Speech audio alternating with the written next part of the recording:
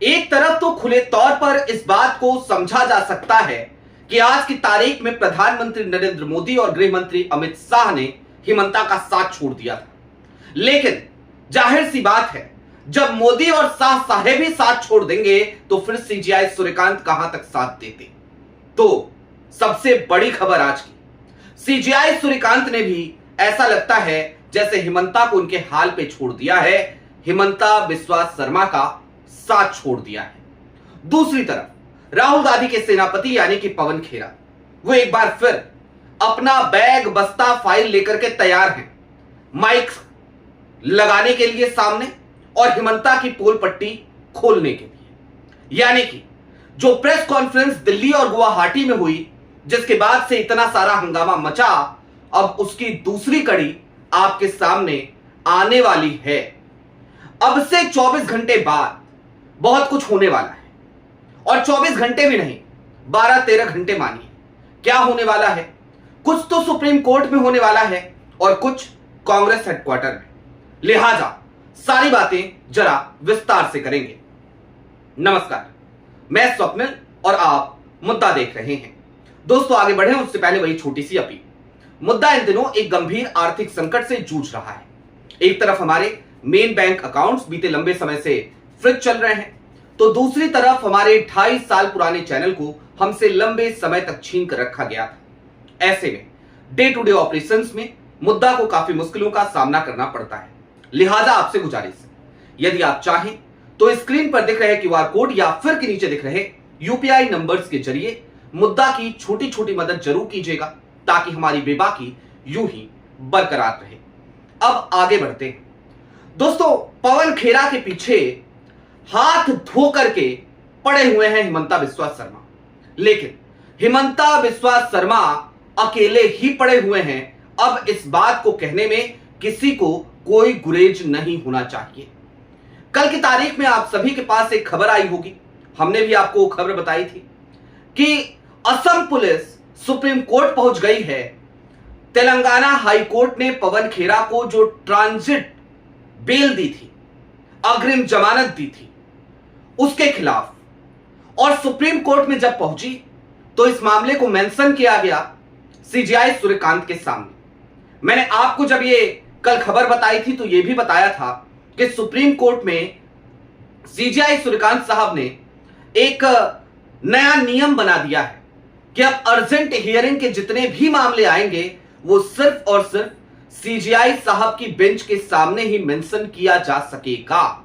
लिहाजा कल की तारीख में जब यह मामला आया अर्जेंट हियरिंग के लिए, तो इसे सीजीआई सूर्यकांत साहब की बेंच के सामने ही मेंशन किया गया। लेकिन सीजीआई सूर्यकांत ने इस पर अर्जेंट हियरिंग नहीं करी। यह आज की सबसे बड़ी खबर है, और मैंने आपसे कहा था कि 12-13 घंटे बाद बहुत कुछ होता हुआ नजर आएगा।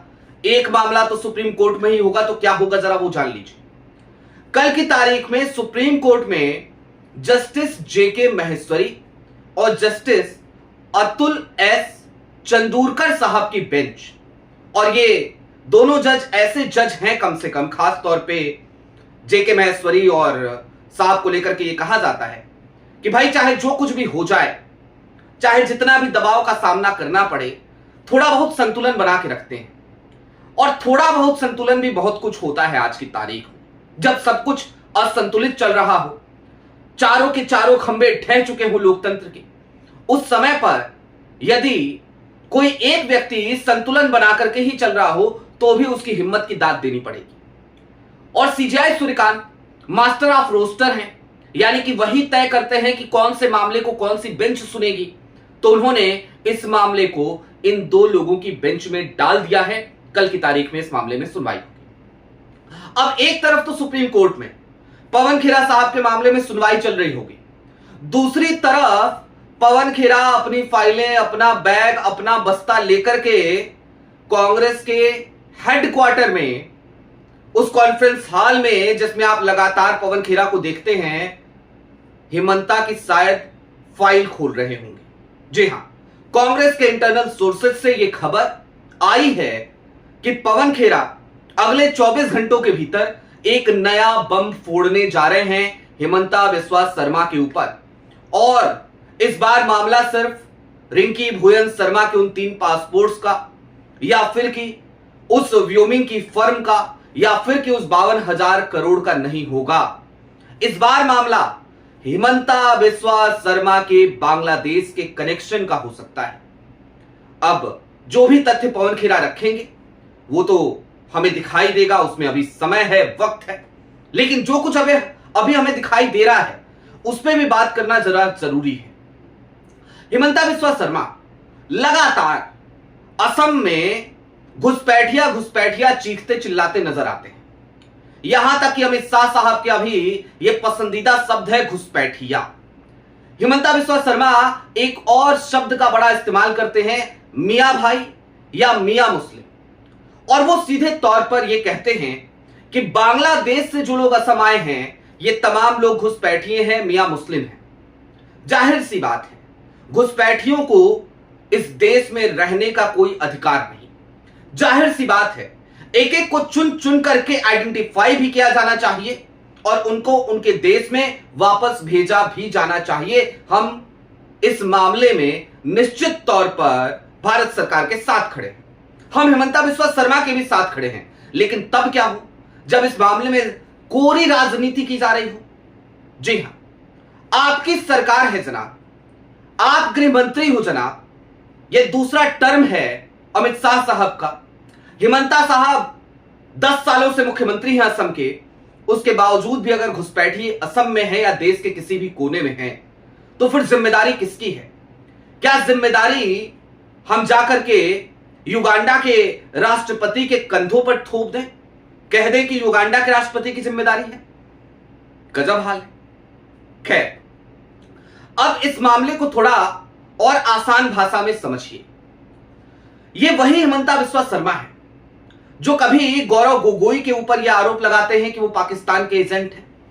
यह वही हिमंता बिस्वा शर्मा है जो असम जातीय परिषद की वो जो प्रत्याशी हैं उनके ऊपर, कुनकी चौधरी, उनके ऊपर आरोप लगाते हैं कि भैया इनका पाकिस्तान से कनेक्शन है, ये पब्लिकली बीफ खाने वाले लोग हैं। उस मामले में राष्ट्रीय महिला आयोग के पास शिकायत गई है, केस दर्ज हुआ है, वो खबर भी मैंने आपको कल बताई थी। यानी कि किसी पर भी आरोप लगा दो, हिमंता बिस्वा शर्मा का ये सगल है, ये उनकी आदत है।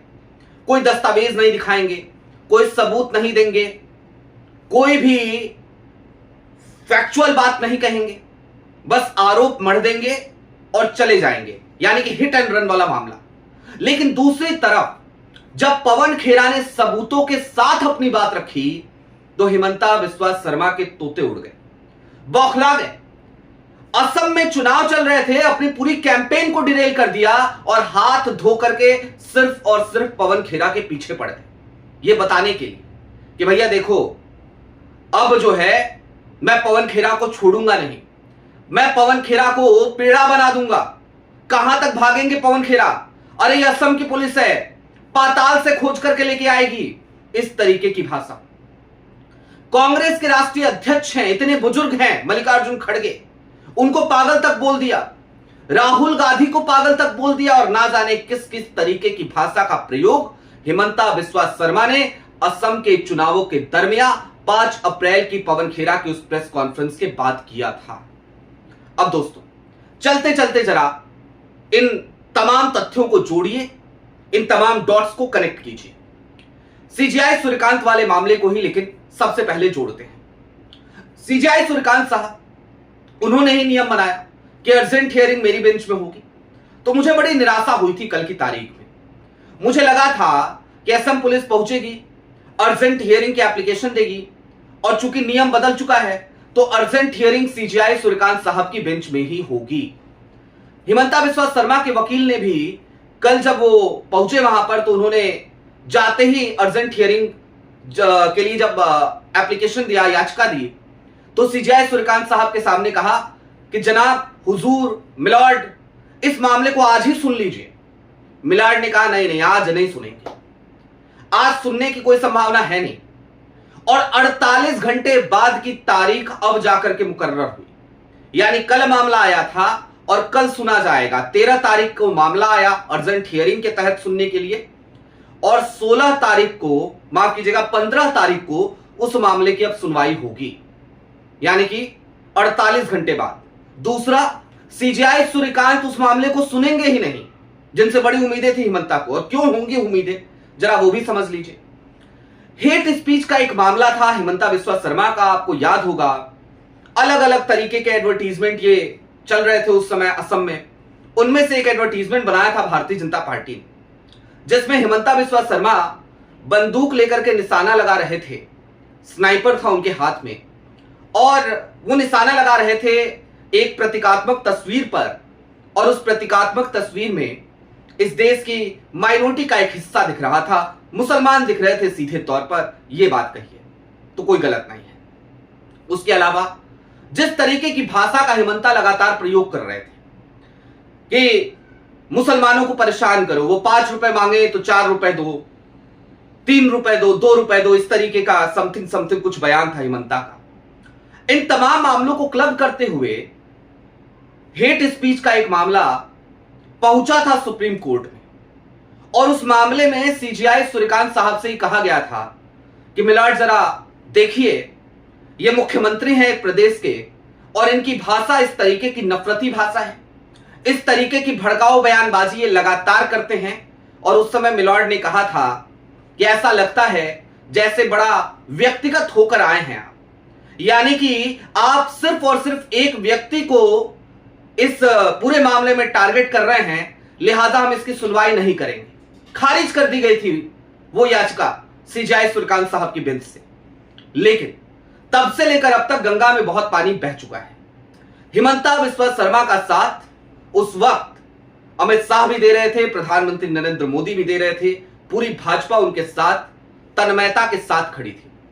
लेकिन पवन खेरा ने 5 अप्रैल को जो आरोप हिमंता बिस्वा शर्मा के ऊपर लगाए और जो एक फिगर बताया 52,000 करोड़ का, चूंकि भारतीय जनता पार्टी बड़ी सेंट्रलाइज्ड तरीके से चलती है, वहां पर सत्ता का केंद्रीकरण है, विकेंद्रीकरण नहीं होता।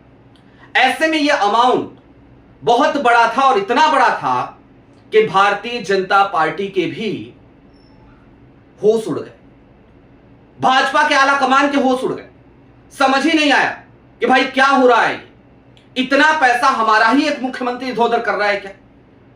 अब हो सकता है कि उसकी जांच परख कुछ की गई होगी और उसके बाद से हमें यह बात नजर आई सीधे तौर पर कि भारतीय जनता पार्टी का आला कमान तो छोड़िए, छुटभैया से छुटभैया नेता भी हिमंता बिस्वा शर्मा से दूरी बनाते हुए नजर आया। तो जब मोदी साहेब ही साथ छोड़ देंगे, जब शाह साहेब ही साथ छोड़ देंगे, तो फिर सीजेआई सूर्यकांत भला कहां तक हिमंता बिस्वा शर्मा का साथ देंगे। इस बात को आप इस तरीके से देख सकते हैं। अब कल का इंतजार कीजिए। एक तरफ सुप्रीम कोर्ट में सुनवाई है तो दूसरी तरफ पवन खेरा की अपनी और भी तैयारी है नया बम फोड़ने की, नए सबूत दिखाने की और हिमंता को फिर से घेरने की। आपकी क्या राय है वो हमें कमेंट बॉक्स में जरूर बताइएगा। अभी के लिए दीजिए इजाजत। चलते चलते फिर वही अपील, चैनल पे नए हो तो सब्सक्राइब करते हुए जाइएगा, सक्षम हो तो छोटी छोटी मदद मुद्दा की जरूर कीजिएगा। बहुत शुक्रिया।